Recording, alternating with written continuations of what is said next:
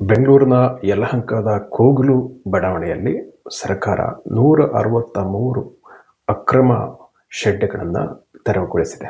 ಇದು ದೊಡ್ಡ ಸಂಗತಿಯಲ್ಲ. ಆದರೆ ಇದಕ್ಕೆ ಸಂಬಂಧಪಟ್ಟ ಹಾಗೆ ನಡೆದಂತಹ ರಾಜಕಾರಣ ಇವತ್ತು ಭಾರೀ ಸುದ್ದಿಯಲ್ಲಿದೆ.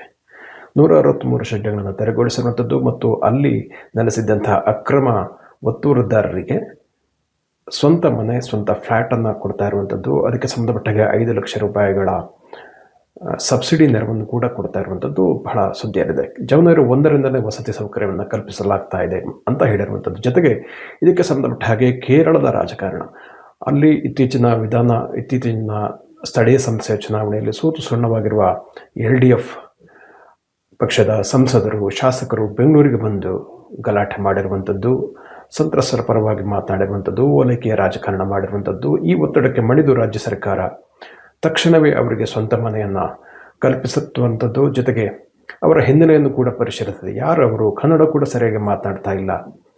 ಈ ವಲಸಿಗರಿಗೆ ಯಾಕೆ ಈ ರೀತಿಯ ಇಷ್ಟೊಂದು ತರಾತುರಿಯಲ್ಲಿ ಅವರಿಗೆ ನೆರವು ಕೊಡತಕ್ಕಂಥದ್ದು? ಇದು ಒಂದು ಪ್ರಕರಣಕ್ಕೆ ಮಾತ್ರ ಸೀಮಿತ ಅಂತ ಏನೋ ಹೇಳಿದ್ದಾರೆ. ಆದರೆ ಯಾಕೆ ಈ ರೀತಿ ಮಾಡ್ತಾ ಇದೆ? ಸಾರ್ವಜನಿಕರ ದುಡ್ಡನ್ನು ಈ ರೀತಿ ಪೋಲು ಮಾಡ್ತಾ ಇರೋದು ಯಾಕೆ?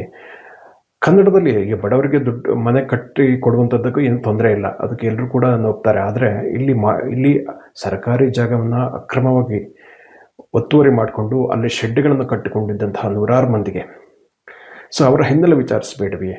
ಅವರು ಭೂಗಳಿರಿಗೆ 1-2 ಲಕ್ಷ ರೂಪಾಯಿ ಕೊಟ್ಟು ಮಾಡಿದ್ದೀವಿ ಅಂತ ಹೇಳ್ತಾರೆ. ಆ ಹಣವನ್ನು ಅವರಿಗೆ ವಾಪಸ್ ಕೊಟ್ಟು ಇದು ಮಾಡ್ಬೋದು. ಆದರೆ ಅವರಿಗೆ ಫ್ಲ್ಯಾಟನ್ನು ಕೊಡುವಂಥದ್ದು, 5 ಲಕ್ಷ ರೂಪಾಯಿ ತನಕ ಸಬ್ಸಿಡಿಯನ್ನು ಕೊಡುವಂಥದ್ದು, ಇದು ಓಲೈಕೆಯ ರಾಜಕಾರಣ ಅಲ್ವೇ ಅಂತ ಜನ ಕೇಳ್ತಾ ಇದ್ದಾರೆ.